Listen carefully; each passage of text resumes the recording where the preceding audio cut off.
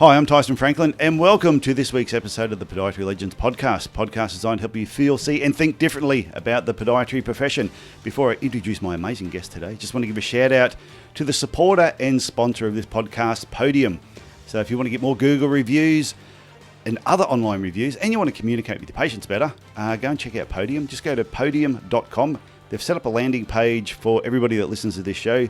So go podium.com/podiatry legends. There's a form you can fill in there and you can get more information and they will look after you. So my guest today is all the way from Harvey Bay, Queensland. And if you don't know where Harvey Bay is, go and look it up on a map. His name is Colin Power, and we are going to peel the layers back like an onion. He is one of the most interesting guys I think we're going to have on this podcast. He has done so much. So Colin, how you doing? Very good. It's been great to catch up. And we have known each other since 1984. Way too long, people would say. 1984, no, 1985. When I started podiatry, when I was in first year, I think you were in second year. Yeah. And we got on really well right from the start, which was great. Yeah, like I don't think I hit you or anything like that. Minimal. No, but we used to hang a lot of shit on each other, and we used to hang a lot of shit on a lot of other people that we did podiatry with, and some of them are now running the university. Yeah, that's a bit scary, isn't it? Well, I do. I look back to when we were students and have a look at all the people we went through with, and some who just disappeared, don't know what happened to them. Some unfortunately passed away, and others have gone on and done really well. So, a crazy statistic about that, we'll jump into that, is if you look at the new stuff from the registration board, 55, which you're nearly there, 55 to I think is like 59. There's only 300 of us registered podiatrists left. Is that serious? That's it. You go back and have a look at that. They only just released the stats for this year. And so in the 55 to 59, I think, category, there's only 300 registered podiatrists in the country.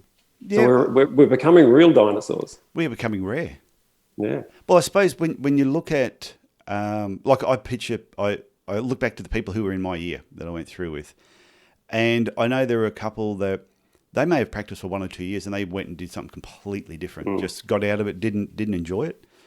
And I know there's a few who are still in it, but some just went part-time and then some left later on. I suppose this is what conversation we're having before I pressed record, when I said sometimes I think what I found interesting when I read through your bio on your website is what you said was podiatry gives you the life. Podiatry doesn't actually have to be your life. No. I still love podiatry. And we're going to talk about the difference between curiosity and passion. So we're going to try and get you to stop using the word passion with podiatry, because that'll get you in jail. Right? But a lot of times I've never been passionate about podiatrists, but I've just been eternally curious about my patients. And I think that's what we've got to start thinking about. This thing, I honestly think when people go, okay, you've got to find your passion, they're sending you down a deep, dark rabbit hole that can lead to some really bad places, because you start thinking, well, I don't have a passion, I don't have my meaning to life, and all this sort of stuff. And I think that's a lot of the gurus do this to us and say you got to find your meaning. And I think curiosity is better. So I'll say this, when you go home and to your meaningful other, ask them, would you prefer me to be passionate about you, or would you prefer me to be eternally curious about you? Curious about how you feel, your day, what your fears are, what you'd like to do. Curious about, better than passionate about. Yeah, passion's good the first night. Yeah. And it's good. It may be good initially, that fire and passion, but long term, it's what you learn about a person or learn about something that keeps you there long term. Yeah, and I think it's what gets me out of bed still is that curiosity, rather than, as you said, as you get to older and your joints are starting to go, hang on a second, getting out of bed. Like passion won't do it anymore. Let's just still be eternally curious. Well, how many people do you know, you've probably met friends over the last 30 years or so, where they're now into something and all of a sudden that is all they talk about. Every time you bump into them, you go, oh shit, here they come again. They're going to talk about whatever it is. It could be a musical instrument. It could be a new business they're starting. It could be a new job. Or all of a sudden they're on a health kick or it's a diet they're doing.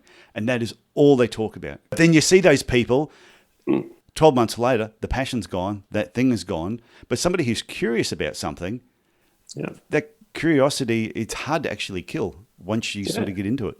Look, I've tried to escape podiatry a number of times. I've been through burnout, so we can talk about burnout.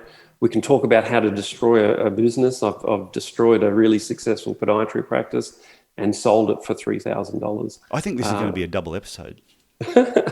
So we can talk about lots of things. I'm willing to even be controversial, and all the things that your show would love to have. I've been listening to you get some really interesting people.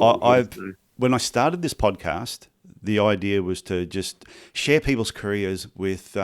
It was targeted at anybody that's in podiatry, students that are coming through who will listen to it and go, "Wow, there's so many things I can do. We're not just a podiatrist." And then you had someone like Richard Chasen on from Melbourne, who actually said, you're not just a pod, you're more than that. But it's people that have been in the profession for 20 years and who are a bit crusty. They've got the clinics in some small arcade, and they've got beige walls and a beige receptionist, and they're beige. and hopefully somebody just says one comment that they go, "Oh, I always wanted to do that." And I know this year, COVID has probably changed people's things, but I've actually looked at it as a positive, great opportunity to. I got to paint my house. Whole house is completely painted now, thanks to COVID. Stuff like that. But what you got to think about is COVID's going to test a lot of business models, and I think they were due to be tested anyway. Like the old, we used to call them orthotic sluts. So, in other words, they're going to test that orthotic churn type model, the KPI, the corporate approach to things. Everything's going to be tested, which it should always be tested. Well, someone asked me this question.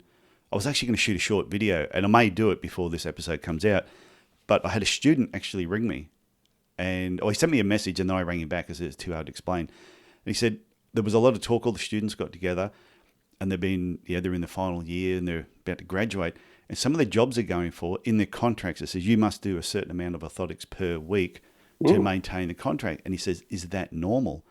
And I said to him, unfortunately, for some businesses, that is the norm. I said, but what you should be asking me, is it right? And I said, the answer is no, it's not right. I said, because how can you can't turn over orthotics out of something that doesn't exist unless the right patient is in front of you. And a lot of the times they give the new graduates shit patients, all the ones they don't want to see, and then they put all this pressure on them. Why aren't you putting out 20 pairs of orthotics a month? Yep. Doris needed a toenails cut. Obviously, she needed a pair of orthotics as well. Yeah, and I actually said that to him. I said, when Doris comes in to get a toenails cut, I said, there's nothing wrong with saying to Doris, "Hey, Doris, what do your feet like when you get out of bed in the morning?" Yep. Or watching Doris as she's walking to the chair, and if you notice something about her feet and ask if there's pain and become curious about Doris's feet, then have that conversation and then think, okay, could Doris benefit from further assessment? Then does she need a pre-made or a custom-made? But it's not just try and slam Doris into orthotics because but even be curious about the general care. I've spent the last 4 years working for Queensland Health, and we had a lot of student placements.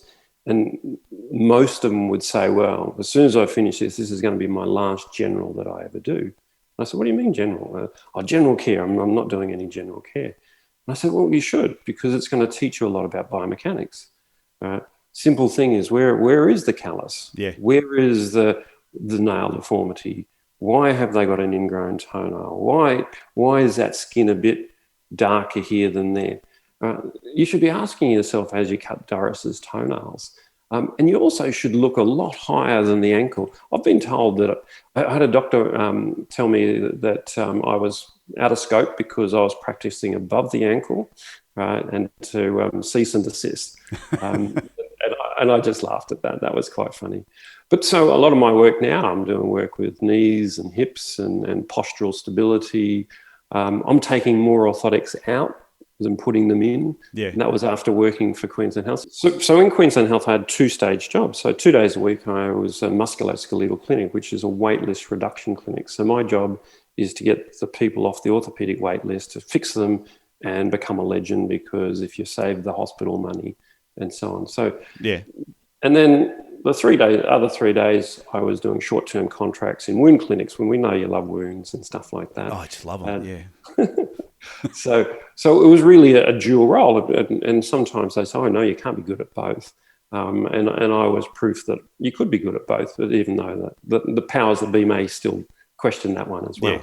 So in the end, what you look at is you start winding back the clock, like this layer of patient that comes in with a bag of orthotics and stuff and still doesn't know why they've got orthotics. So orthotics are a wonderful tool, but they're quite often being overused because of pressures and stuff like that. So I still use orthotics. I think they're great. But I was challenged because you now have patients that come in and go, I do not want a pair of orthotics. So if your only answer is you need a pair of orthotics, you can go nowhere. So I do a lot of, I when I went to Queensland Health, I said, can I do some acupuncture and dry needling? And they said, no. I said, why not? I'm qualified to do that. And I just kept on getting no. Until what was their reasoning for saying no? Did they think it was voodoo or? Oh, we'll talk about the power of no later, if you like, because that's for your professional practice is wonderful. Remind me to talk about the power of no, because I heard it from Bob Ansett, who started Budget Cars. Okay. Budget rental cars. Okay, so no, Colin, you can't do that. Until I asked, well, why there's no? And they said, well, no one's done the paperwork, right? So it was all of it. It wasn't really about a no about you can't do that. It's just no one's done the paperwork. So I had to do 2 years of paperwork so I could stick needles into the thing. So at the same time, I was using acupressure if I could, because they couldn't stop me touching patients. So what you were doing with Queensland Health, was that before you went up to TI for a while? So I went to TI for two little stints. It was only 5 weeks. If anyone doesn't know what TI is, we're talking about Thursday Island. Thursday Island. Right at the top end of Queensland. And I used to work there as well. I worked there for about a year. Okay. I used to fly in, fly out from Cairns. Oh, you were that guy. I was that guy. I was the guy that kicked it off. There wasn't a podiatrist up there. So I contacted the hospital and they said, would you be able to come up and teach some of us how to make inner soles and some pressure relieving devices? So I used to fly up there, see a few patients. Anytime an ulcer come in, they'd let me leave the room and they'd describe it to me and I would tell them what they need to do. And then I'd give them to put a dressing on it, and then I'd come in and show them how to make the pressure relief thing. So the job's up for grabs again. I just noticed. I did it for a year and absolutely loved it up there. It was such a good. I think the Jardine Hotel, that's still the main hotel there. Then you go down to the Bowls Club, and the Bowls it's not really a green, it's a black because it's just black rubber. And I thought it was great. I really, really enjoyed it up there. Look at if I was at the end of my career and just wanted to do my final hurrah, I'd go back up there for. But once you live there, you got to hop from island to island and stuff like that. And once you've walked around Thursday Island, you've walked around Thursday Island. You've done it a few times, and I go, I'll turn around. I'll do it the other way. But great experience, great fun to do it. So any sort of person who's that way inclined, I'd do it again, and I may at the end of my career again do it. Thursday Island was my first step into Queensland Health. I wasn't working for them, and I got rung up by Jason Warnock, who was the director of podiatry at Metro North, and he basically said, "Can you do us a favour? And we need someone at Thursday Island. Things have gone a bit haywire. We don't really know that. We just need to throw someone in there that can pretty much do everything." And I said, "Well, I don't work for you guys." And he said, "Oh, well, we'll change that." So that was my first little foray into Queensland Health. And I loved it. I went up there and then came back. And that's when I got another opportunity to work at Redcliffe Hospital in Brisbane as a temp, and then basically, like you find with most things, the admin staff virtually said to the boss, "We'd like to keep him because he doesn't upset the admin staff." So if you're ever going to get a job, it's through admin, basically. So if we go back a few steps, though, like you graduated in 86. Yep. And I graduated 88. Even though I was 1 year behind you, they enjoyed my company so much, they asked me to stay an extra year. No, I had an extra year as well. Oh, right, okay. I failed anatomy by less than 1%. That's all they'd tell me is you failed by less than 1%, and the lecturer didn't like me and refused to give me a make-up exam. Yeah, I failed attitude, I think it was.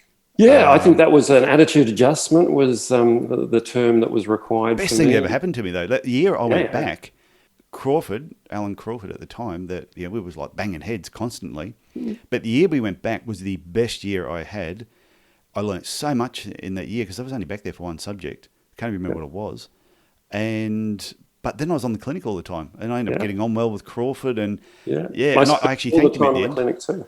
And that's the thing, you did more than you had to back then, whereas I think a lot of students do what they have to now. Yeah, well, I thought, what else am I going to do? Like, I've got to go to uni for 1 hour. I may as well go and sit in the clinic for the next 7 hours and just see patients if I could, help out where I can, learn a little bit more.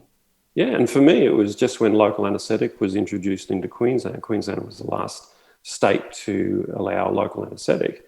So I basically had a years of experience of local anaesthetic before I was out in the real world, whereas a lot of people had to come back and do little quickie courses and stuff like that. Yeah, well, it was always that. When I got there, what's funny, if I had known we had to give needles to each other, I probably never would have done the course. No. All of a sudden, we're in our second year, and they go, we're going to be practicing injections. I went, on who? On what? They go, on each other. I said, you are shitting me. And all of a sudden, you got my foot shaking one way, you got the other guy's hand shaking the other way, and we're trying to line up the toe. And my God, it hurt. But after the 3 people that held me down and we did the injection, it was all good after that. Well, I was partnered up with someone that ultimately failed, all right, that subject. And that's always fun.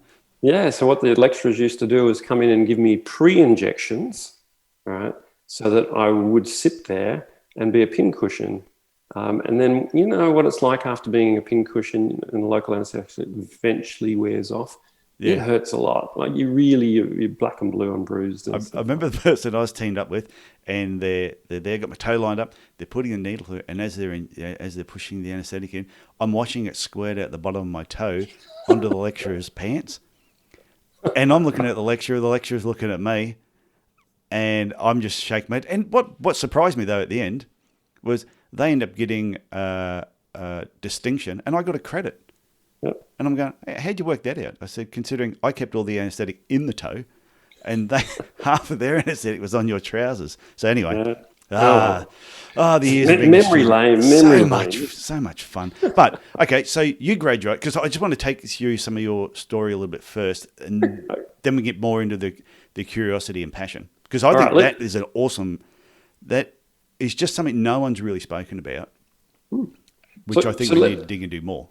Let's answer a few of your questions that have previously been asked. So, back in the day, Queensland had its own registration board before it became an Australian registration board. And if you were really smart, if you got your results to the board for their December meeting, you could be registered in that year. I did. So I was registered in 1986 but I finished in 1986.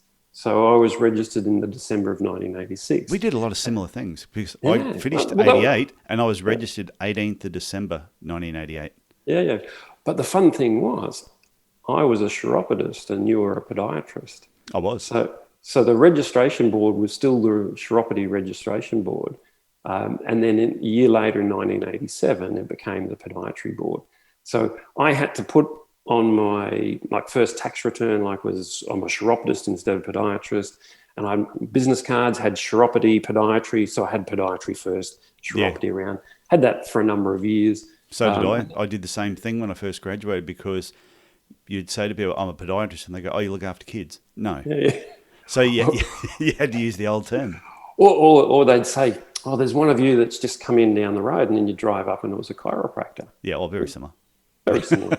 Shush words type of thing. So back then, like you did actually do, is there was no jobs or hardly any jobs. So you started your practice, or in my case, I bought a little part-time practice and moved in, and then nearly starved, because all of a sudden you've come out of uni and now... Was that up in Harvey Bay? That was in Harvey Bay, yeah. So I bought a little part-time practice. So then I worked Harvey Bay, Maryborough and Bundaberg. I got a job offer after being on television. Actually, do you remember your first patient? First paying patient? Do you remember their name? No, I can't. Yeah, I do. Mine was Alex Kalinas. I have a defense mechanism, right, that I generally forget people once they die. Oh, right, okay. So I will drag them back if I have to. Yeah. But I had a lovely clinic where I had a lot of war veterans. Right, so I can say I've seen veterans from the Boer War on, and Harvey Bay was such a veteran sort of retirement area that I've met so many interesting people through podiatry. Yeah, I recall a lady that came in, and she was a child in the German death camps. Yeah. And she had the number on her arm. Yeah. And I remember seeing it, and she must have noticed me looking at it. Yep. And she told me the story of how every day they'd march out into the parade area, and they'd just come through and go that road, and that road, and they'd go off the gas chambers. And she reckons after a certain period of time, she would almost be trying to draw attention to herself just to get taken out. Yep. Because her mother, father, uncles, brothers, cousins, everybody she ever knew went to the gas chamber except her. Yeah. And she's telling me this story, and I'm just going, wow, it's just how much has changed. Yeah, look, there's lots of stories. As a podiatrist, I think you become like a confidant. Like if you have a person, like I had some patients that I'd had for 20 years. Yeah. And you become the father confessor for some of these big burly men that have done things that are too scary to even mention. And I'd sometimes have people that would just let everything out and tell me. And sometimes you'd have to run over because you can't just say, "Oh, time's up." Yeah. You're just telling me, unburdening your whole life and stuff like that. And I think that's part of our profession, is that we have a little bit more time in some cases, or you should have a bit more time. And you can delve into the whole person rather than just their feet. Well, plus we have the ability of being able to talk while we work. Yeah. It's not like a dentist where they don't ask you a question until there's 8 instruments in your mouth. And then they ask you the question, But whereas podiatry, a lot of times, once you've got through that initial question and you're doing the work or the evaluation, you've got time to hold the conversation, especially with general patients. Yeah. But that conversation, if you're smart about it directs your treatment later down the track. So definitely. It's really, that's how I unravel the complex case, is by having a great conversation that eventually the patient gives me money for them answering their own problem and probably even describing what they need to do. And I go, "Thank you for the money. You've just told me what needs to be done, and you know it as well," and stuff like that. So I think it's a great profession in that regard. If you can have a great chat, and I love it when people will sort of always ask you, "So how did you become a podiatrist?" Like saying, "Really, a podiatrist?" You look at people's feet. Well, but it have to be better. Does anyone ever say to a proctologist, "Why bums?" They do. I had a friend who was a gynecologist. I used to fly planes, and he was a gynecologist. And he virtually said to me one day, he says, "Colin," he says, "I'm so sick and tired of people sort of skirting around saying, why?" And I said, "Look, just tell them at least you're not a podiatrist." Yeah. And next time I saw him, he came back and he says, laughing, he says, "That actually works." He says, I've now found a profession that will stop people in their tracks and go, "Oh yeah, I wouldn't want to be that." Yeah. And so that was his common response now to being asked, like, gingerly about, "Well, why did you become a..." So have you got a pilot's license as well? I used to. I was going to do rural and remote sort of fly in, fly out sort of stuff. So I don't put that up on my CV because it's not current, but I learnt to fly little Cessnas. And, when I was working on the Gold Coast, there was one of the surgeons where I had my clinic set up on the Gold Coast. Across from me there was a surgeon, and he used to go out and do remote areas, and he'd fly out there. And he was asking me, "Do you want to come out?" He said, "All these areas would really benefit from a podiatrist." Yeah. And I went, "That's not a bad idea." So I gave it some thought, and I sat down and worked. I said, "Yeah." I said to him, "Yeah, okay." And he goes, "Okay, well, I've got to do this trip, and then we'll organise something after that." His plane crashed, and he died. Yeah. And I went, "Well, that's put me off. I'll stay where I am."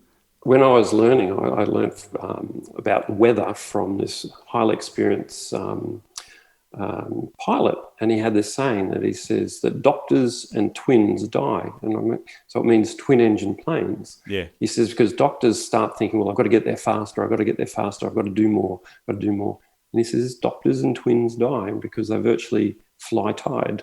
So yes, and that was part of when I started thinking, because I was doing the same thing. Like you're starting to work longer and longer and harder and chasing your own tail. Why do you think we do that? Why do you think, when I had John Gianna on here a while ago now, and when we were talking about the whole COVID-19 thing coming in, and he said the best thing about it from his point of view was we've got such a mindset of we need to see more patients, need to make more money, need to see more patients. So we try and cram more in every day, and we try and make the clinic bigger, and we try and cram in more patients.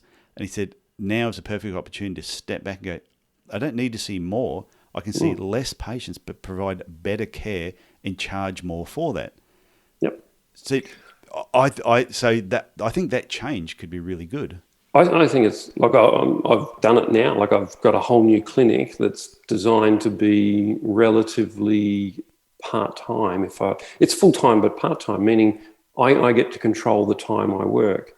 So I've moved back to Harvey Bay. So I had a clinic from 1986 to 2011 in Harvey Bay, and then children had left, all this sort of stuff, and thought we've got one more adventure left in us. So we went to the Sunshine Coast, got a job with Anglicare, so I set up Anglicare's podiatry, and which was fun because I was a little bit burnt out. Like you get to the point, as you said, we're always doing more and more. We're chasing. Now, at one stage, I was doing a patient every 15 minutes solid, right? And then my staff would try and double book. So when you sold your practice in Harvey Bay, so you went there in, say, 86, took it over in 87, you built it up, so you sold it in 2011. Did you sell it for good money, or because you were saying you were feeling burnt out, or did you I just palmed it off to get rid of it? Oh, okay, so pretty much, okay. So we're going to talk about my health issue as well with this. 2006. So happy 40th. Open heart surgery, Colin, means, so I was born with what's called bicuspid aortic disease, which is you've got two cusps in your aortic valve, but I also had a massive aneurysm, so which was about to explode and kill me. And so when you're told, so I was told by the surgeon, well, if you live a year, you should live 10 years. After that, we don't know. So all of a sudden now you've got a 10-year agenda. I don't care who you are. Your was brain it a kick in the goes... guts? Was that sort of like, I'm 40, 6 foot tall and bulletproof, and all of a sudden I was like... I'm more than 6 foot tall. I'm 6'2". I'm probably shrunk. I don't measure myself anymore. The older you get, the least you measure yourself, because you want to keep that on your driver's license. You don't want to go in and say, look, just knock a few centimetres off, please. I just want to stay taller than my youngest daughter. Yeah. Oh, my son's 6'7". My eldest son's 6'7". He was standing in manure, obviously. Yeah, he was. So you really go down a deep, dark rabbit hole when you got a chronic disease. Like you virtually say, so this bicuspid aortic disease, even if they repair aortic valve, it is an ongoing disease process, and so things still happen afterwards. So I really did go into a bit of sort of surface depression and thinking, well, I've worked so hard, I've neglected my family, I've done this, I've done that, and all this sort of stuff. So you go into it. So what happened was I just started self-sabotaging my business. Yeah. And so by 2011, I basically was working by myself. My staff had gone. I had a virtual receptionist because I didn't want to get another real live person in because that's too painful when they leave. All these deep, dark things. And so I basically rang up my opposition and said, I'll sell you my patient files for $3,000. Wow. So now those $3,000 worth of files, if that person was smart, you could have probably in the first year made $100,000 to $200,000 out of it. Oh, easily. Yeah. But I don't know how smart he was, but...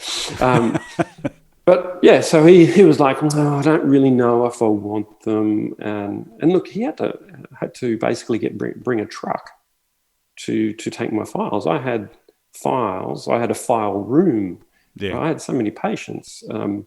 And so, yes, burnout can destroy your business, and burnout can cause you many things. So, and then you walk away because there's no real goodwill. Okay, let's talk about whether you're a business owner or an entrepreneur. Yeah. So at this point in time, I'm an entrepreneur, as in the fact is I'm a freelancer, right? Meaning a business owner can walk away from their business and they still make money. A freelancer basically swaps time for money. Yeah. So most of us are freelancers. Most of us swap time for money. If they walk away from the business, no, your receptionist doesn't make you money ultimately, but they do. So I basically was a freelancer all along, and so you had nothing to sell really, other than your patient files. But up until, like, say 2006 to 2011, so that was a 5-year period of sabotage. Yep. Prior to that, though, from 87 to 2006, financially, did you do well from podiatry? I did really well. Yeah. Look, look, podiatry for me. Because I always heard you were making a mozza up at Harvey Bay. That was the rumor going around town. Oh, Colin Power, he is just absolutely smashing it up there. And then you did. Then you did disappear for a while. I didn't know what had happened.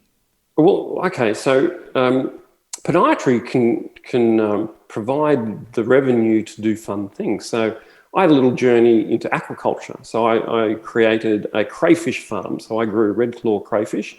And became a chairman of a marketing organisation for crayfish. And so I did that for about 14 years. Where did you set the farm up?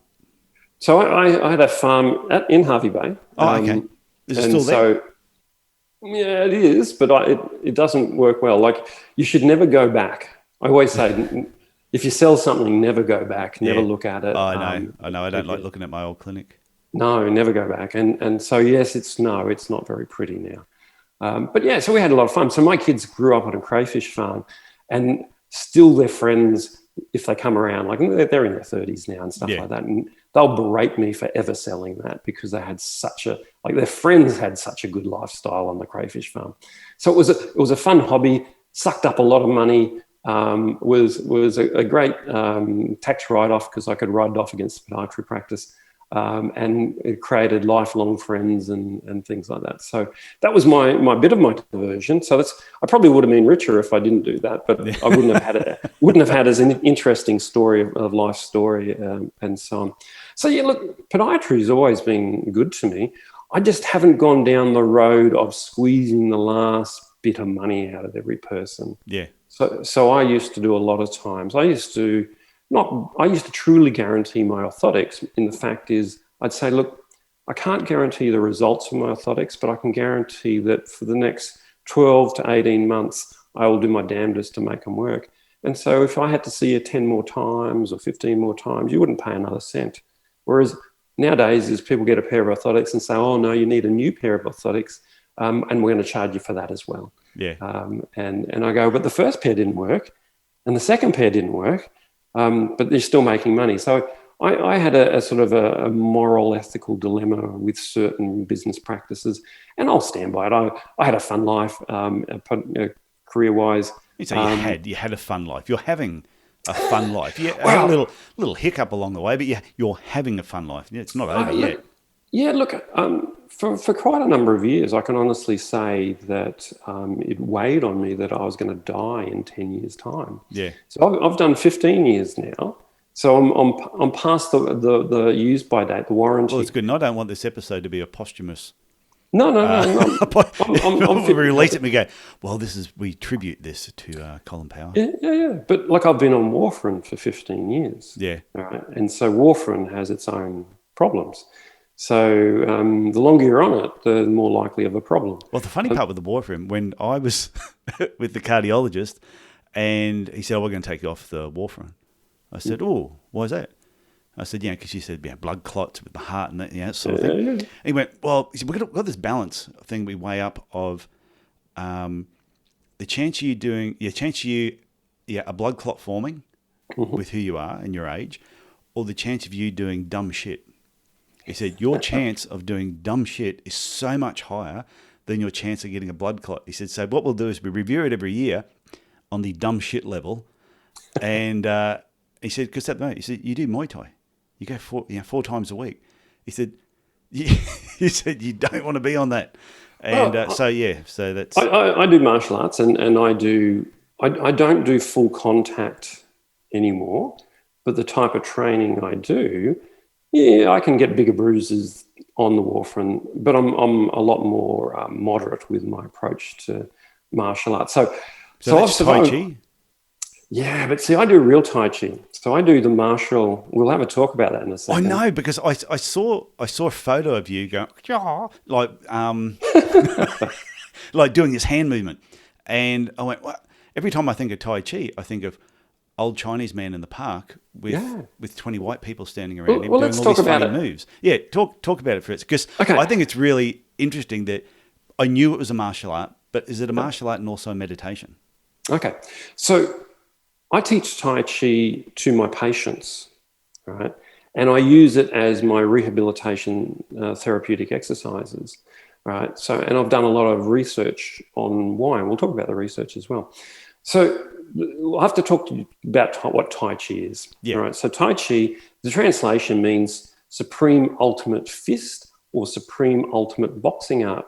So if you're doing a meditation art, you're not going to name it, let's talk it supreme ultimate fist, right? So you've got to start thinking, well, the name. So Tai Chi is only relatively recent. So it got its name in the early 1900s. So when people say it's thousands of years old, Tai Chi name-wise is only between the 1900 and 1920s when that name sort of... So it used to be called cotton boxing or cotton reeling, or a number of loose boxing was another name for it beforehand. So Tai Chi has within it Dim Mak. So Dim Mak is a Cantonese word for like death point striking. Okay. Right? So you start talking now, we've got a meditative art that uses something like called death point striking. So it uses a lot of meridians and stuff like that. So it's really handy. When I've said I've done many years of Tai Chi, whereas now I do a lot of acupuncture and stuff like that as well. So knowing meridians is helpful in my art as well as my work. But has the Tai Chi meditation side sort of branched out? Like if someone was doing karate or kung fu and they're doing katas and they're going through these certain moves and sometimes they're doing it in a slow progression. Okay. So all total arts, right, old school total arts had their healing as well as their killing. So an old warrior used to have to be able to look after himself. So every older style art will have some aspect of being able to heal themselves or become sort of still within the turmoil, still within the chaos of stuff. So for the Tai Chi I do, the lineage comes down this way. So it's a young, or some people, Australians go, it's yang. Do you do yang Tai Chi, mate? Yeah. Or so yang Tai Chi is one of the most common forms of Tai Chi in the world. And so the lineage that I come from, so Yang Chen Luchan was the guy that started it, and he was basically a badass guy. He used to teach the imperial guards at the palace how to kill people. Right. So then he's come down the line. We get to closer generations to us, and Cheng Fu, which is the branch that most people do, right? He says, look, I'm a bit better businessman than my dad, so I'm going to virtually make this a bit more hippie-fy it a little bit. Let's healthy it up a little bit and take a few things out. Let's make it all slow.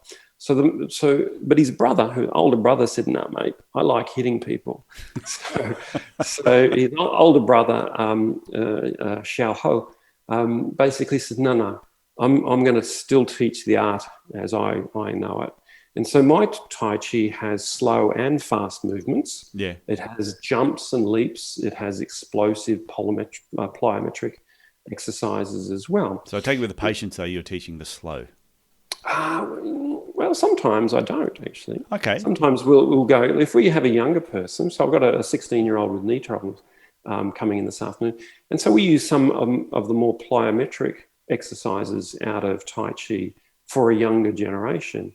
And so I don't dumb it down. I honestly will teach them movements in a way that I could say, okay, this is appropriate for your point in your life, right? So are the patients surprised when all of a sudden they've come to you with, say, a particular problem? I'm going to go and see the podiatrist, or have you, and then you explain this stuff to them. I'm going to teach you this, or are people coming to you because word around town is you treat people differently? So people are coming to you with this open mind. They're willing to accept this new. I don't think they say, let's go to Crazy Colin and see. He's going to sacrifice a goat and then show us the moves. Yeah. So what happens is, so there's some research on this. So what happens is you can go, okay, say you want to work on pelvic stability and you're going to do sidestepping exercises for glute med and all this sort of stuff. So I can say, look, would you like to learn a standard exercise, or would you like to learn a little bit of Tai Chi? I'd go to Tai Chi. Yeah, 9 times out of 10, the curiosity, we're talking curiosity, peaks up and they go, ooh. And so I'll say, okay, we're going to break it down. We'll do the legs first. And so we'll do sidestepping, and we'll definitely make it a progressive complication. So all movements is that they can be progressive. And then we'll put in the upper body, because a lot of times what we're finding with our patients now is they've got a disconnect from their upper and their lower bodies. So whether they're sports people or stuff like that, old people, anyone, they've got this disconnection between somatic, meaning the whole body is not communicating with each other, even if they're a top sportsman. So I'll go, okay, we're going to learn wave hands like clouds, which is a sidestepping movement. And so you're going to, and I said, it's meant to be good for your digestion because your upper body is pivoting on your lower body. So your intestines, your guts basically are getting squeezed and unsqueezed. Yeah.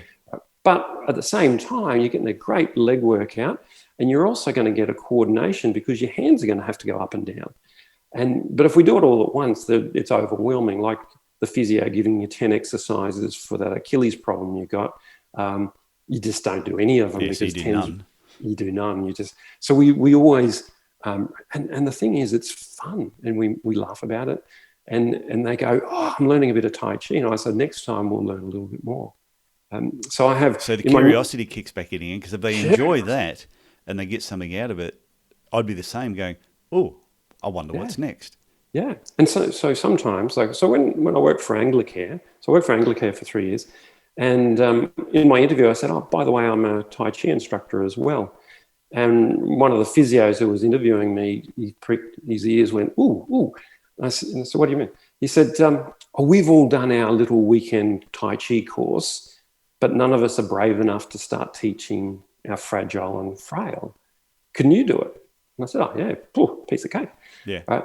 So I became their podiatrist and their Tai Chi instructor. And then I became their chief manual handling instructor, because the physio said, oh, no, we don't want to do that. Yeah. So the podiatrist is silly enough, okay, I'll learn how to be a manual handling trainer. And then eventually I became the branch chief instructor. Have you run any short courses for podiatrists to learn how they can incorporate Tai Chi or certain parts of it into the practice? Or it's something it's a skill you have yourself and you just educate? Well, it's very trainable, because this is a question that was asked. I was doing an advanced acupuncture course with Shane Toohey, which you probably should have a chat with on your.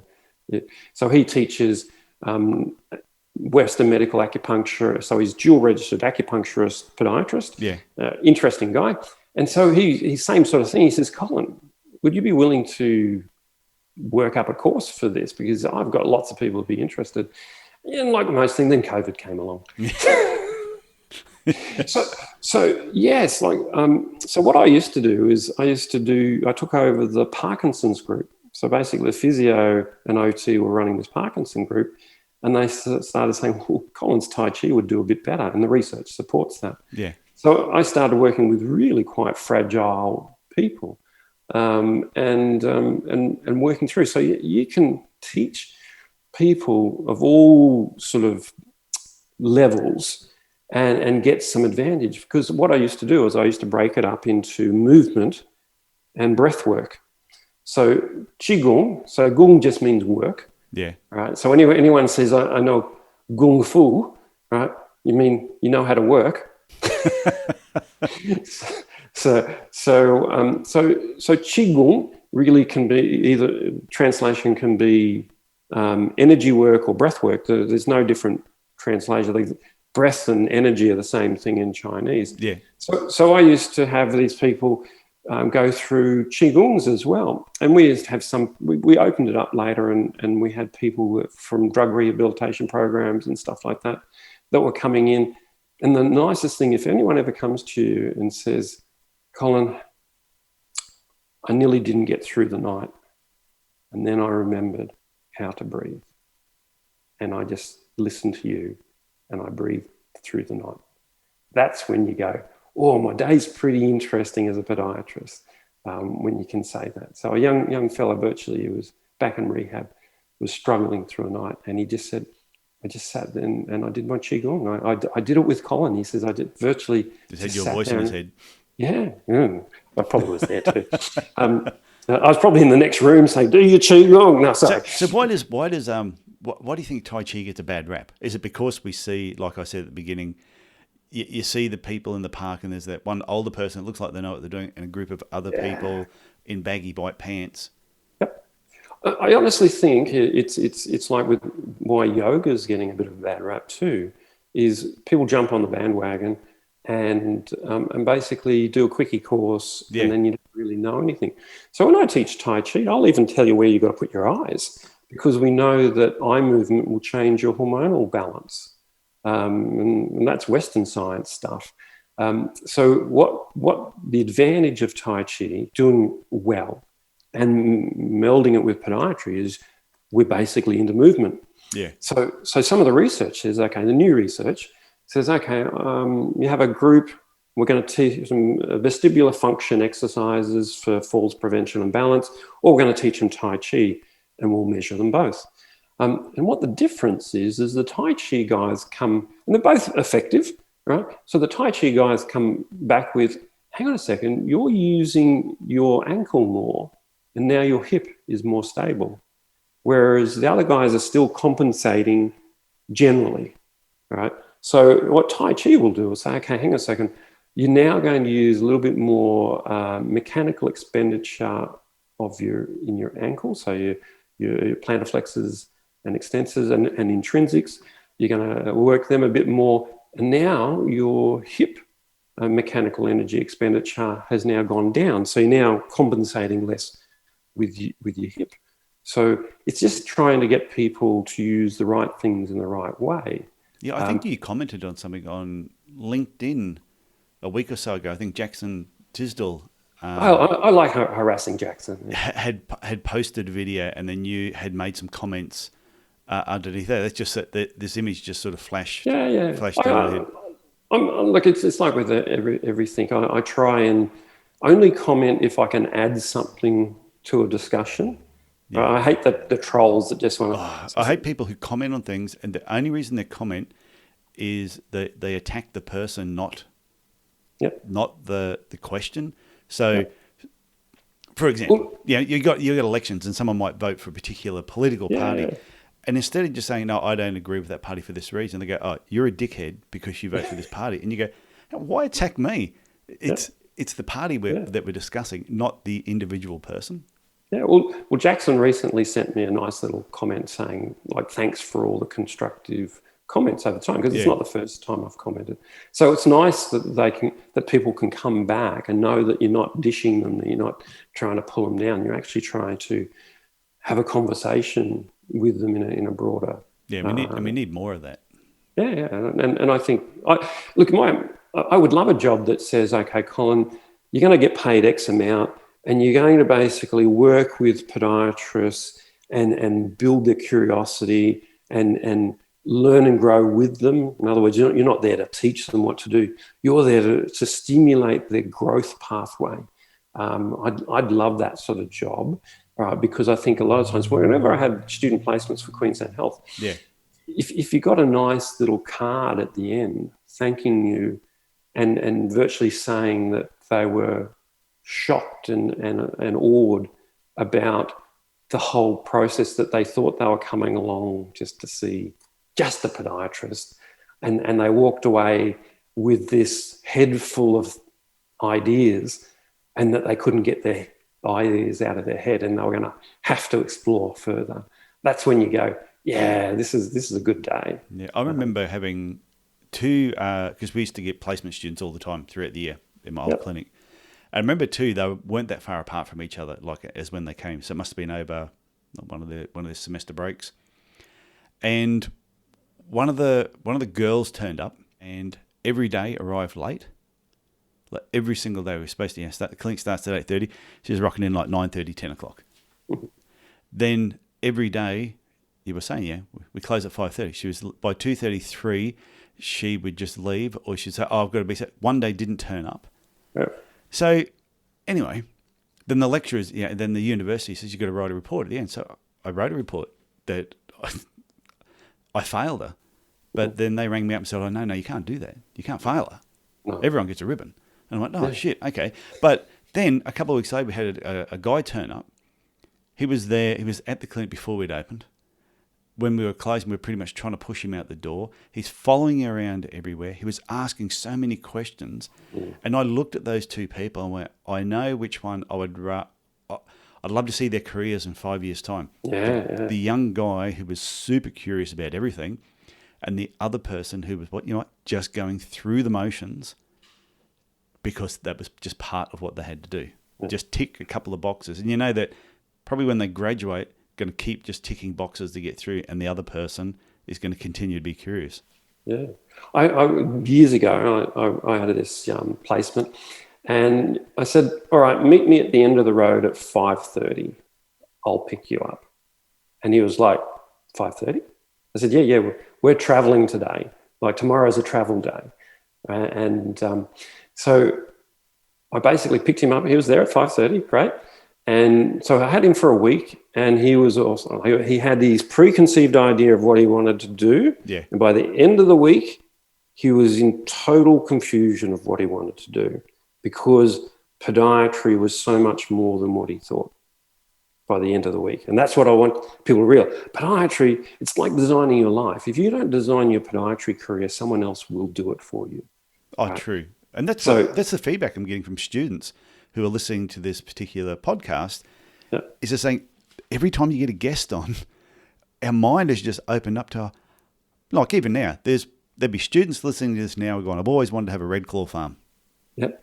Or maybe not, but but it makes them realize, like you said something really early on, I can't remember if it was before I pressed record or it was just when we first started talking, and you said, and we were talking about podiatry is not your life, but podiatry can give you the lifestyle that you really want. Can give you a very interesting life. Yeah. Right. And that's what. And look, I tried to escape podiatry a number of times. I nearly tried to do your was sort it of like gig. My shirt? So I got my shirt on here from the Mob Museum. Forget about it. Yeah. Just when I was out, they pulled me back in. So it's and I think sometimes when it's a little bit like fate. I think when I stopped struggling with getting away, then I was open to the opportunities. So, and this is where I don't like using the word opportunity. Possibility is better. Opportunity is like it's a either or. Yeah. Whereas possibility is, I'll explore that possibility or not. It doesn't sort of mean I'm not going to get another possibility. There's always possibilities. So if you look at a possibility, there's hundreds coming your way. You don't have to take them all. You can play with some. So I went down the surgical route. I did my master's degree to become a pod surgeon. And in a way, if I could make money just being a surgical assistant and being that guy that made sure everything ran well, I probably would do that. Like I loved doing it. I loved working in a team. I loved the approach, and I got to see the inside of feet. And so when I'm doing my acupuncture and needling, and I do some quite complex needling, where I'm sort of threading a needle through some very intricate places to get a result, it's because I've seen the inside. I'm not so scared. I've seen what fascia can be like. I can see that in some people, fascia is vibrant, and other people it's this wispy cobweb that's falling apart, and you start going, hang on a second, let's open our eyes to manual therapies.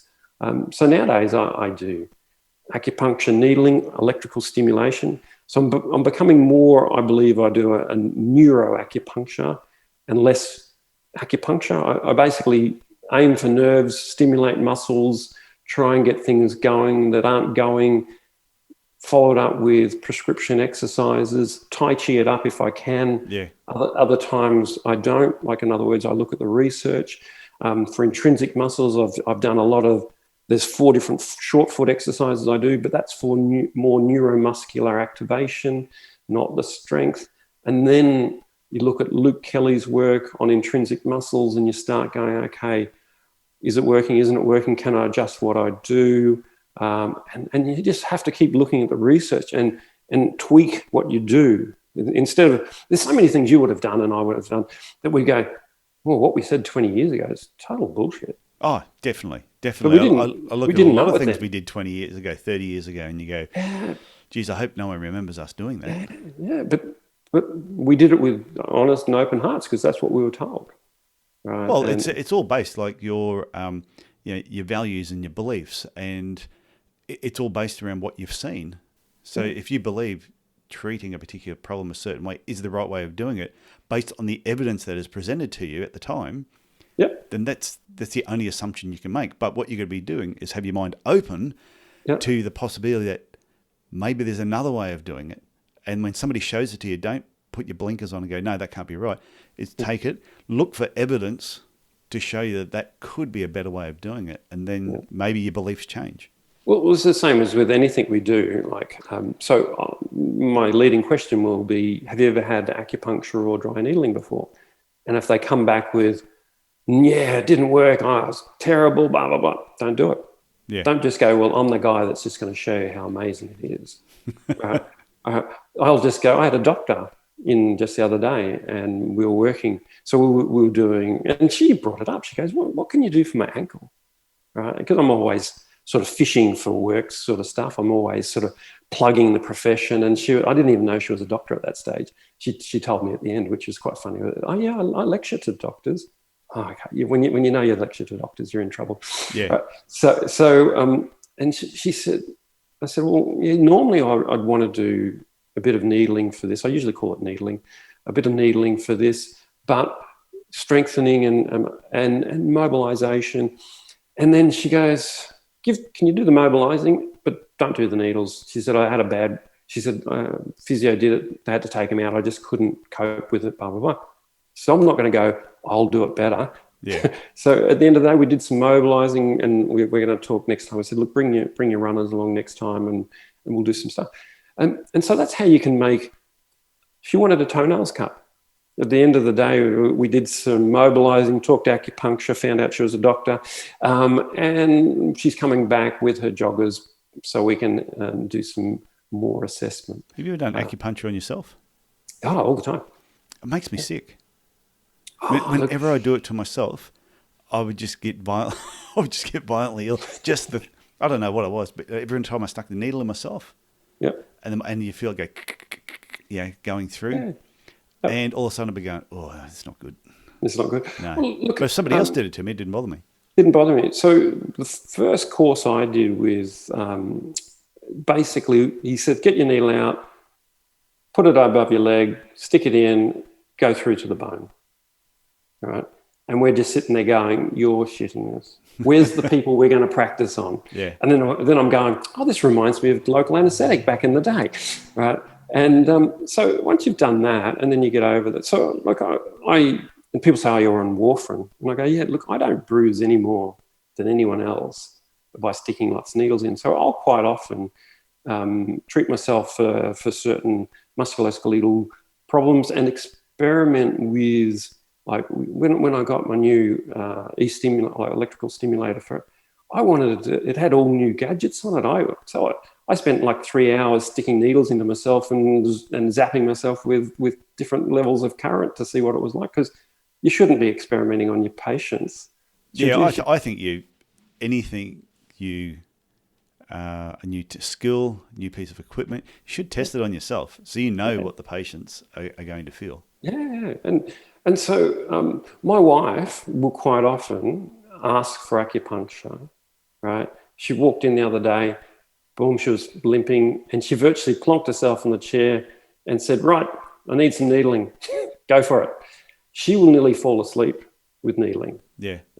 And that's her sort of approach to things. I'm doing needling at the moment for a person that's just had a reconstruction of Achilles tendon. So she had a full rupture of Achilles tendon. And she just goes, I don't know what's happening, but gee, it feels good. And by the end of it, and so it's the icing on the cake. Don't promise the world with needling. Right? Don't say, oh, this is all we're going to do. No, I blend my needling with my exercise therapy, with my modification of inner soles and shoes. And I use a lot of off-the-shelf orthotics to test my theories rather than, well, that's $800. Oh, that didn't work. Bugger about that. Let's do it again. It's easier to have a customizable approach and realize that which paradigm do you follow today? There's so many different biomechanics paradigms that you go, well, they all work. So which one today? So you've just got to start, well, there's no one way. So we can't just go, yep, we know how to do it. Like prior to COVID, and people were having conferences and that type, even though you're only working part-time now, you're still going along to events and still like pushing that paradigm, looking for new ways of doing things, staying curious? Or were you slowing down now because you said you're only working sort of part-time? Look, for me, part-time is 5 days a week. Yeah. Right? Okay.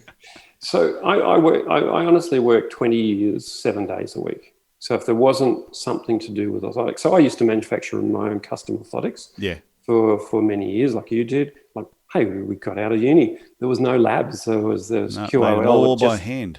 I remember 1 month making, I think it was 93 pairs by hand in 1 month, in between running a full-time clinic at the same time with nobody else with me. It was incredible. I got sick and tired of my children not knowing who the hell I was, that I took my orthotic labs home. I built it in an insulated shipping container so that the air conditioner could run, the grinders could run, and you could stand outside and no one could hear you. Yeah, I did the same. I converted my garage to a lab. Yeah, because I wanted to come home at least see everybody. See those kids. What's your name again? Yeah, who are you? Who are you? Look, and it was true. Like I came home once and my baby, like a young toddler, screamed because he didn't know who the hell I was. Right? He got such a fright. Yeah. And I broke down and cried. Yeah, I'm a big man. I wasn't that bad. Yeah.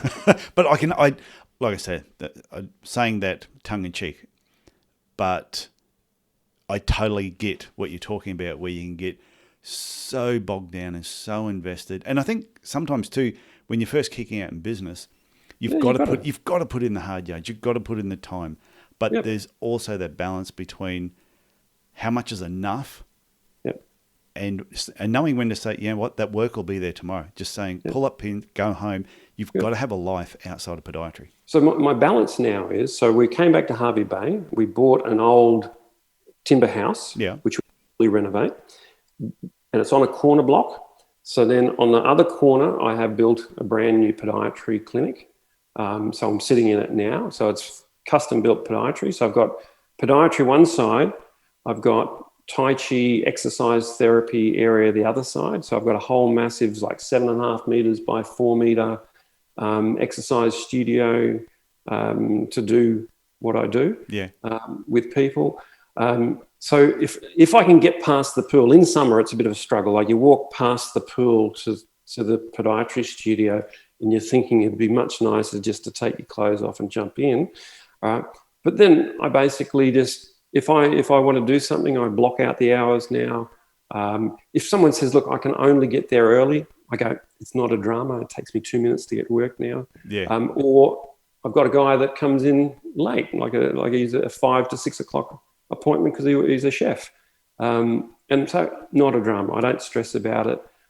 If I want a few hours off, all these sort of things. So you can design it any way you like. And I still say, I'll do 5 days a week. Yeah. I'm just not working as well. It's not true. I am working probably even harder because I'm still so curious that if I'm not seeing patients, I'm researching and stuff. But you're enjoying yourself. I don't think it's a problem.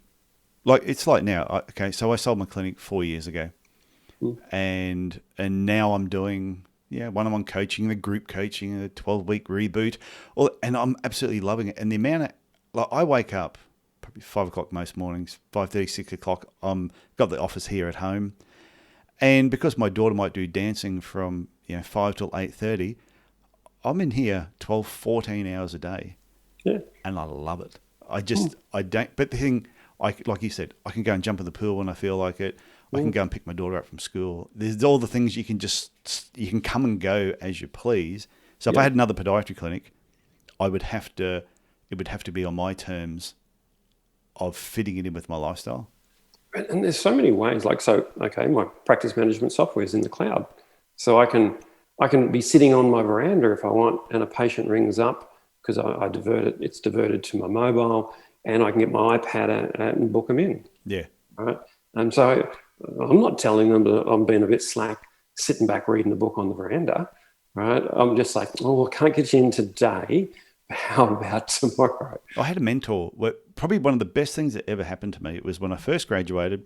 Like I said, I worked for myself, set up on the Gold Coast, and there was because I knew it was going to be tough building the business. Somebody had a job going, and it was to do this work in this nursing home just one day a week. Yep. Because it just said he was going away. And I went, okay, so I rang the guy up, Chris Wilson, and he was down at Tweed Heads.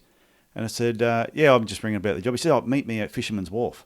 I went, okay, so I get myself dressed up, put on my long pants and my big boy pants, nice shirt. I rock up, and I'm looking around. All of a sudden, this guy in a pair of board shorts and a singlet with sunglasses, blonde hair, surfy dude, waves me out. He says, you Tyson? I said, yeah. He says, go home, get changed, come back. So I jumped in the car, went home, put on some board shorts, singlet. We drank the whole night, had a ball. Woke up at his place down at Tweed Heads. The next morning I said to him, we were supposed to talk about the job. He said, no, you got the job. He said, that's all yours. What this guy did, his lifestyle was, he had his practice set up very similar to you, where it was at the front of his house. Had an area where he could make his orthotics, did everything by hand. He used to work for 3 months, and then he'd go and travel for 3 months. And then when he travelled, he would organise people to look after the nursing home, someone to work in his practice. So I ended up working in his practice when he went away as well. Then he'd come back, work for 3 months, go and travel for 3 months. And he did this until he died, until they found him dead in a motel room in Bangkok at 42. And I remember saying to my mum, hey, Mum, Chris died. She went, you can't say that boy didn't live. No. And what happened to him, I don't exactly know. But I learnt so much from him just about getting that balance between work, lifestyle. He probably was a little bit more too much in the lifestyle. Yeah, but see, what he did was it was totally out of balance. So, like when I was doing my surgical training, people say, did you lose a lot of money when you did your surgical training? I said, I actually made more money for those 3 years I was a surgical assistant and I had to be away from the clinic 1 week a month, minimum, quite often more if there was other things to do.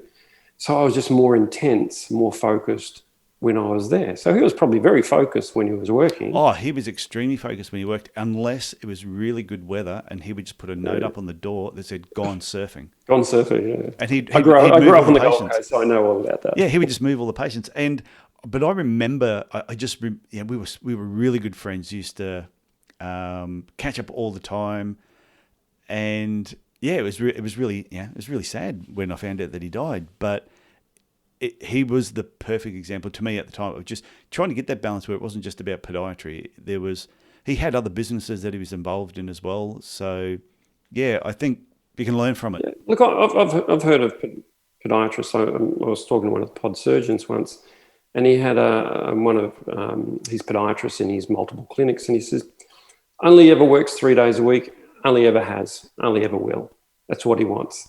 He basically gets in, he says he earns enough money in 3 days a week, and then he goes off and does other things. Yeah. Right? So that was his design of his life, and he was quite happy for that. Same as us. Like I was earning more money with Queensland Health than I am now, especially with COVID. And I gave it away because of life always has little things to throw at you. So you've always got to be ready. Like If you want to read about life, read about Stoicism and the Stoics, and start going, like, be prepared when shit happens, because it's going to somewhere down the track. Oh, definitely. And build up those little muscles for it. So don't think that my life has been gangbusters professionally and all this sort of stuff. There's been some deep holes and scary moments and all this, but you build up the muscles and you start realizing it's not, like, they say it's not personal. Sometimes it is. Sometimes it's not. Oh, yeah, I've gone through it. I had a person, I'm not going to mention their name, but they'll know who they are if they're listening to this. And there was a conference in Port Douglas. I actually asked if you were at that conference in Port Douglas. This is going back. Might have been 100 years. 1996 or something like that. It was ages ago. And anyway, I was having a big run-in with the registration board and the association at the time. Mm-hmm. Of course, I was right. They were wrong, which was the case in the end. So it's always good to point that out, that I was right. Anyway, I went to sit with her at this table. And next thing she got up, she moved. And after I went up to her and said, what's your problem? She went, oh, it's not personal. It's just business. And I went, what do you mean? She went, when you sat next to me, all the people from the association were at the table next to me. I didn't want them to know that I knew you. And I went, no, that's personal. And everything is personal one way or another. Yeah. And that's the thing. You've got to decide what you will and won't do for money. Yeah. Right. So, and who you will do. Like, so I've had a similar thing with Queensland Health that I basically left because of various reasons. But one of them was, like, because I'm qualified in musculoskeletal, but for the last 4 years I was quite competent as a senior podiatrist in a very intensive high-risk foot clinic, and it proved that I could do both. But some sort of senior people don't think you can do two things well. You're either this or you're that. You can't be both. Yeah. And so I had a situation where twice I've gone for positions in high-risk foot, and twice I've been blocked by a senior person. And I used to think, oh, look, it's not personal, blah, blah, blah, until one of the directors of the hospital virtually said, sorry, Colin, it actually is. I said, what do you mean? They said, I hate you with a passion. And I said, oh, I've never met the person. Yeah. I said, I'd prefer to actually have someone that hates me to actually have physical contact with me and know me. So twice I had positions that, like the last one, I was actually meritorious for the interview. And then that delegate refused to sign off on it. And so you just go, well, you've got to sometimes know when to pivot. You've got to sometimes go, look, can I fight this? Should I fight this? Or is my life, how much of my life can I give to this? Yeah. And all these questions. It's not like you're a coward, you're turning away. But sometimes you get a bit older and wiser and you go, I used to fight everything when I was younger. I always say people with the number one quote I live by is people with integrity expect to be believed, and if not, they let time prove them right. Yeah. So going back, might be 6 years ago now, 5 or 6 years ago, I was supposed to do a webinar for the Queensland Podiatry Association. Anyway, it's on their website. Tyson's going to be doing this business webinar. I'm all excited. First one I'm going to do for them, because I used to bang heads with them a lot. So I thought, we finally got this all sorted out. Anyway, I noticed it went off the website. So I rang up, I can't remember the lady's name, who was looking after the association. I said, I just noticed the webinar's not on the website that's coming up 2 weeks. She went, oh, well, yeah, we're just, we're having a meeting tonight to discuss that. And I said, what about? And she went, well, some of the people on the board, the association, are concerned that, are you the right person that should be doing this webinar? Mm. And I said, why? They said, considering you're having a run-in with the registration board at the moment. And I said, I'm having a run-in with the registration board because I call the patient a tool. Mm. I said, which he was. I said, so my argument with them is over, he can say whatever he wants to me, but I can't say anything to him, which in hindsight, I probably shouldn't have. So I know that I was wrong. And even though he was still the tool. So they said, well, we're just having a meeting tonight to see whether you're the right type of person we want presenting this business talk. And I said, well, hang on, I have an argument with a patient. This is completely different. She said, well, we're still going to have the meeting. I said, I'll make it really, really easy for you. She said, what? I said, when you have your meeting tonight, say you spoke to Tyson, and he said, you can shove it up your ass. I said, I don't want to do it. And I didn't. And I never will. Yeah. Because I just thought, all of a sudden, they got personal. Okay. So I was going down this marketing path that you have gone. Yeah. Probably so in 2010, I went to America. If you've ever heard of Dan Kennedy. Oh yeah, Dan. No BS marketing. No BS marketing. So I was a diamond member and all this sort of stuff. Yep. And so I was thinking, well, let's help podiatrists learn how to market. Right? It doesn't always have to be the extreme marketing, but there's guerrilla marketing. There's all sorts of marketing. Let's get them to think. There's professional marketing. That they need to market. Yeah. Right? So I thought, but then I was getting a lot of knockbacks from podiatrists. No, like if I'm good, they will come. It's sort of like if it's good. Field of dreams. If I build it, they will come. Yeah, they will come. So I decided to let it drop because in a nutshell, I started to realise sometimes podiatry profession hasn't matured enough. Yeah. But Dan Kennedy has a wonderful thing about that. If you're not upsetting your association, you're really not doing a good job. So you can just say that if you're doing a great job. You're doing a great job because you're upsetting everybody. Well, I used to look at it this way. I had this one I wouldn't even call him a competitor. I had a thorn in my ass in town here. And I always said, if I don't get 2 complaints a year to the registration board and the association about breaking marketing rules, then I haven't done my job. Yeah. And 99 times out of 100, 99%, the registration board, once they looked at it, went, oh, you haven't done anything wrong. I said, I could have told you that right from the start. Yeah. But I understand. They've got to go, there's a process they've got to go through. They can't be seen to and I've been on the association myself twice. Yeah. And when my first meeting overwent, I had to leave the room because the first complaint was about me. And it was from the thorn in my ass. But isn't it like a bit sad that the emotional damage this incurs, no matter who you are? So I had a complaint from a patient brought up against me, and then they basically shoved it off to the Health Rights Tribunal. Oh, I've been there too. Yeah, they're always fun. So, and they come in like stormtroopers, like you are guilty until you prove yourself innocent, not the other way around. But that's how they all are. They all treat you like you're guilty until proven guilty. So they let me see the letter of complaint, and I'll shorten it down as basically that the person said that I shouldn't be allowed to let live, that my children should be embarrassed, father, that I should basically be taken out and shot and all this sort of stuff. So you're going a bit extreme in the complaint version. But what happened was the patient comes in, I said, you've got an ulcer underneath your first MPJ. She says, no, it's not. I've got a corn. And I just said, look, explain, even showed her with a mirror, blah, blah, blah. Said blah, blah, blah. Now, she went outside in the practice and she looked through the baby albums, the children's artwork, and was quite happy, chatting away to the receptionist, went home and virtually said the podiatrist should be killed because he doesn't know what he's talking about. She went home and dug around with her dressmaking scissors, right, to the bone and caused an infection. No, the podiatrist caused the infection because the doctor basically was quite happy to throw the podiatrist under the bus. And you forget about the emotional. So they had a good laugh. Yeah, the letter virtually says, I went home, dug around with the dressmaker's scissors, got an infection. Obviously, it's the podiatrist's fault. Yeah. Now, I had to go through. Luckily, I was ahead of my time. We had autoclaves. We actually had autoclave records, all this sort of stuff. We had a logging system. So I was way ahead of my time. People were still putting their hands into Savalon Hospital concentrate at that stage, pulling it out, or Waverside, like getting a bit of glutaraldehyde. Backdole blue. Yeah. So they couldn't go anywhere with that.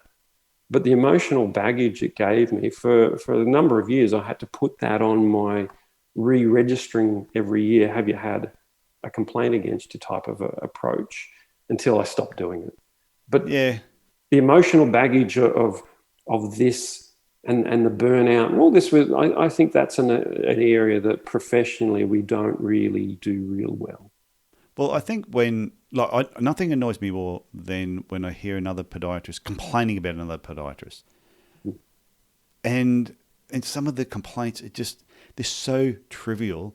You're thinking, just focus on your business, and you won't need to worry about them. You will do better in your business if you focus on your business.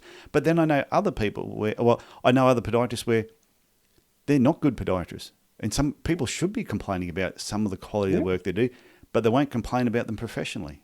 Yeah. So it's weird. We don't help each other. Like in the old days we did. So when I first went out in 1987, I'd just set up, and this, like, we'll call him an old guy, comes to the receptionist and probably says, 35. No, he just retired. So he was probably 65. Yeah. Right. And said, look, can I have a word with the podiatrist? Right. And at that stage, I didn't have any patients. So he came in and he said, look, my name's, I forget his name now. He says, I've just retired.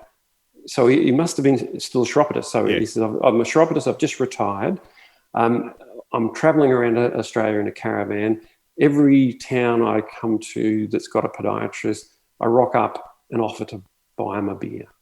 Are you up for it? And I said, yeah, why not? He says, okay, I'll meet you at the pub down the end of the road and I'll buy you a beer. And we sat there for hours talking about how to do business, how to do this and how to do that. Used to go to conferences back in those days, and you open arms would be like, come ask me any question. Like now, you basically, I'm not talking to you, you're the opposition. I can honestly say in this town, I have mentored employees of the opposition, right? Under the radar, they've come to me, I'm not getting any mentorship where I work. Can you do it secretly? Can I come and ask you questions and stuff like that? And I used to always go, yep, all right, I'll let you know all the tricks. I've got no problem with that because at the end of the day, there's enough work for everybody. I think it comes down to the attitude of the business owner. And I think it's really important for new graduates or for employees and employers to have a really good balance in the values and beliefs that are very similar. They're aligned the right way because I think some employees can work for the wrong person. And there's some people out there that have just got not the nicest. They're not the nicest people. Doesn't mean they're bad people. They're just that when it comes to podiatry, their attitude sometimes is very competitive and slightly nasty. I'm going to call it professionally insecure. We have such a tall poppy approach in podiatry. Like really, look, I love a successful business. I really love, like if the opposition's doing really well, but as long as they're looking after, they're creating value rather than virtually stripping people of money and then disposing of them. If they've got raving fans, I go, great, I'm going to come and learn from you, right? If I can. So the best sort of dark sort of underhand things been done to me was after open heart surgery. So I basically said, there's 2 other clinics in town, guys, gave all my patients, I said, I'm not going to tell you which one to go to, but obviously I'm going to be out of action for a period of time. So if you need me before I'm back in, give one or other of these a call. So obviously people had to sometimes go to the other people.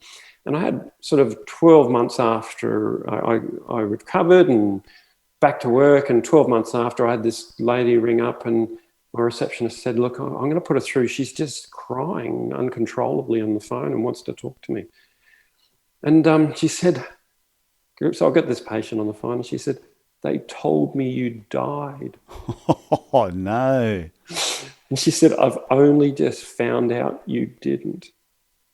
And I'm going, well, because I refuse to dish any other colleague. Between you guys, I'll go, I refuse to patients to go, oh, look, yes, no. So I didn't even then. Someone said, oh, you've died, just to keep a patient. I've said, well, obviously I'm alive. When do you want to be booked in? Yeah. And she laughed and I said, oh, that's the voice I want to hear. I don't want a patient crying. And so she came back. But she said, and I used to think, maybe she didn't hear it well or something like this. But now I've come back, like I've been away 9 years and I've got one of my old patients back. And she brought it up, totally different patient. She brought it up. She said, yeah, they did sort of imply that you hadn't recovered.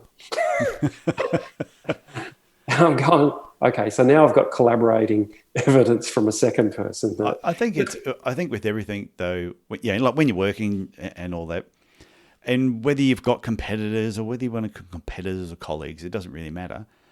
But I think in the end, what goes around comes around. I think if you try and do the right thing by everybody majority of the time, and you focus on what the task at hand, what your role is in the big scheme of things, and don't worry about what anybody else is doing, you're going to get ahead. You're going to do well in podiatry. You're going to have a great career. Whereas the podiatrists I know that have bickered, complained, put complaints in, have been not just thorns in my bum, but to other people, and I've heard other people mention other ones. Very few of them have successful businesses because they're so focused on what everybody else is doing, they drop the ball. Yeah. Look, and you don't know what they're going through either. So I always flip it around and go, look, I struggle with understanding myself, let alone other people. Right. So I go, the thoughts that come through my head, sometimes I go, who's talking to me? No, I haven't got voices in the head. But I'll always go, my adversary, I will flip around and make them my best mentor. They'll quite often stimulate me to re-look at myself. If I hear back something, instead of just going, oh, that's bullshit, I'll go, okay, I wonder how they could come to that conclusion. Well, this comes back to your curiosity. You're curious to find out you're curious to find out why are they thinking that way, or why are they acting a particular way. And we need to be a bit introspective. Like, we need to sometimes, those things, we go, okay, let's do a thought exercise and see how they could come to that conclusion. And look, I do a thing called morning pages. Every morning I write down, get the crap out of your head, so that you won't burden your patient with your own crap type of thing. You know, sometimes you have those conversations going, yeah, that was more me unburdening to them rather than them. So I unburden before I start every day and do a thing called morning pages. And so first thing I wrote before my interview with Tyson was, don't be a dick. Geez, I should have written that down too. Damn it. I apologise to everyone listening to this if I've been a dick today, because I didn't write that down. I should put that up on my wall, every big thing there. Don't be a dick. But sometimes you can get carried away with yourself. We're all human. Yeah. And so my parting thing is going to say, look, as a new grad, as an old dinosaur, anything like that, what you've got to say to yourself, are you creating value for your patient? Or are you being a dick sometimes? Like, is your patient virtually the center of the universe for that consultation? Or are you just whinging about what your day's been like? So I honestly think we should sometimes just step back and go, they shouldn't know I've just had an argument with the kids, or that my wife's left me, or the dog's died, or this and that. They shouldn't know those sort of things because they don't care. Right? It's true. They only care about themselves, and realise that. And once you're past that, you go, okay, it's all about them, right? If your dog's died and your wife's let you, start writing country music songs. Like, oh yeah, definitely. Yeah. That's a good final tip. Don't be a dick. Yeah. So, Colin, I want to thank you for coming on the Podiatry Legends podcast, sharing a whole ton of your story. This is the longest. Yeah. Official. We didn't talk about endorsed prescribing, because I'm an endorsed prescriber. No. And really, at the end of the day, we didn't talk enough about Tai Chi and what it really does for you. Well, I think I get you back on to talk about just Tai Chi and how you can, because that was one of the things I said. Oh, what's a good talking topic? And you said, I wrote it down here. It was Tai Chi for neuromuscular retraining. Yeah. So I think we get you back on to actually talk about that. So that'd be fantastic. So, and what you've got to remind me is, say, Colin, talk about mapping. So Tai Chi is about mapping your body. Okay, don't tell me too much about it now. We'll organise another time. We'll do a teaser. We'll get you back on. And yeah, so I think even this episode will be split. I'm thinking, do I split into two, or do I just make it one mega episode? I haven't done a mega episode. I don't know. It's up to you. You're the boss. I know. I've interviewed people. You can find me on YouTube with interviews for martial artists. But I've never done a podcast, but I'll probably plan to do a Tai Chi podcast with a great mate of mine in the UK. Yeah, so it's one of those things. You inspire people to do podcasts. Well, Yeah, there's a lot. There's a lot of podiatry podcasts out there now, which is great. What I find funny is a lot of the people who've got podiatry podcasts now, I've had on my podcast as guests, but none of them had me back on theirs. Yeah. So if you're listening to this, there's a hint. But are they as interesting as yours? Like I've truly found, I've truly found that you've got interesting people, and the best podcasts are where you get interesting people and let them go, let them free and wild in your podcast and go down rabbit holes and stuff like that. That becomes an interesting sort of scenario, because a lot of times, like with martial artists, like talking about, we talk to people and you go, no, do you do karate? No. What about your life? Yeah. What's your life been like? And that's what I'll sit and listen to every time. Well, what's funny is I get some people who will ask beforehand, oh, can you send me the questions prior to the podcast? And I go, I would if I had some. I said, but I don't actually have any questions. I said, normally I will know, with some people, I'll know a little bit about you. And if you've got a website, I might just go on and have a quick read. I said, but I don't usually write any questions down or do anything. I want the conversation to flow because I don't know where it's going to go. So, the whole thing about don't be a dick. I didn't know you were going to say that. So I wasn't prepared. I actually think I'm going to release this as one big long episode and have the title be Don't Be a Dick. And you have to watch till the end to find out why. You have to watch right to the end. They'll be listening to right now and they'll be going, fine, I went through all that just to find out don't be a dick. But I also think, being more curious than passionate was a brilliant thing to open with right from the start. And like every time, because I listened to a few of your podcasts and everyone uses the word passionate, and I think it's wrong. I think it's the wrong inflection on your life is passion. Because if you're not passionate about podiatry, but you're a really good podiatrist, are you a failure? I'm not passionate about podiatry. I'm just very curious. I'm passionate about other things. Yeah. But yeah, like podiatry is not a passion thing for me. It's a deep curiosity. And it's driven by basically imposter syndrome. I'm waiting for someone to point a finger and say, you don't know what you're talking about. Right? And then go, you got me. I'm a fraud. I think so that drives you. So you've had that issue where you felt like my whole life. Yeah, okay, yeah. I can relate. To some of the best interesting people I know have got imposter syndrome. And then what they choose to do, you can either choose to fix it or you can choose to run with it. I run with my imposter syndrome and I basically let it drive me to more things and more things and more things. No, I think it's good. Okay, Colin, going to have to wrap this up. Yeah, I've got to do patience in a second. Yeah. I'm waiting. I'm glad I booked out a bit more time for this. I knew we'd talk for a while anyway. So, Colin, thank you very much for giving up your time, sharing part of your story. I'll get back in touch with you, get you back on, and we'll talk more about Tai Chi and how people can use that for neuromuscular training. That would be awesome. All right, that would be fun. Well, I hope you enjoyed listening to Colin Power today, my old friend from university days, and he has done so much in his career, and I'm looking forward to getting him back on, even though we spoke about Tai Chi a little bit, and I thought that was really interesting. I'm really looking forward to getting him come back and just focusing on that for a particular episode, so stay tuned for that one. Before I finish up, just want to give you a reminder about the Facebook page I've set up called the Podiatry Business Owners Club. Now, don't get us mixed up with the Podiatry Business Owners Group. That is a different group that's run by the association, and they're not as much fun as we are either. That's my opinion anyway. And also, keep an eye out for my upcoming 12-week Podiatry Business Reboot program. Next one's kicking off in 2021 in January, so just go to my website, tysonfranklin.com. Click on the coaching icon. There'll be a drop-down box and you'll get all the information there. Just look for the 12-week Podiatry Reboot, and I will be putting information in the Podiatry Business Owners Club anyway.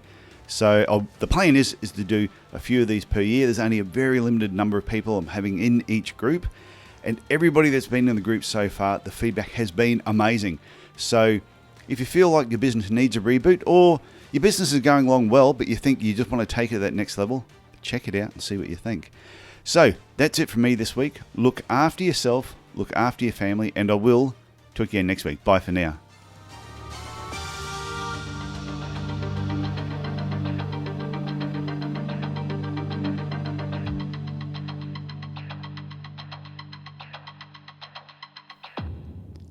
Okay, so if you've hung around a little bit longer, waiting to see if I had a tip at the end, here it is. I want to talk about social media briefly and have a look at the last few posts that you've had on Facebook to do with your business. And what sort of engagement are you getting? If the only likes that you're getting from your posts are from yourself, your mum, or maybe a couple of people that work with you, then that's not really engaging with the community or engaging with your patients. So start thinking of some other things that you can do. Let the patients know a little bit more about you and your business.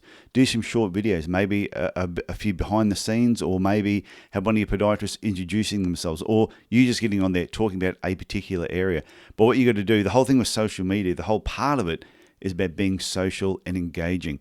So if you're looking at your previous posts and they are not engaging and you're not getting a number of people commenting, liking, sharing, then change the tactic that you're using. And if you're using a company that's posting for you because they'll only charge you X amount to do these posts for you, and you're still not getting the engagement that you need, then maybe they don't understand your business as well as what they're saying. So that's just my tip. Hope you get something from that, and I'll talk again later. Bye.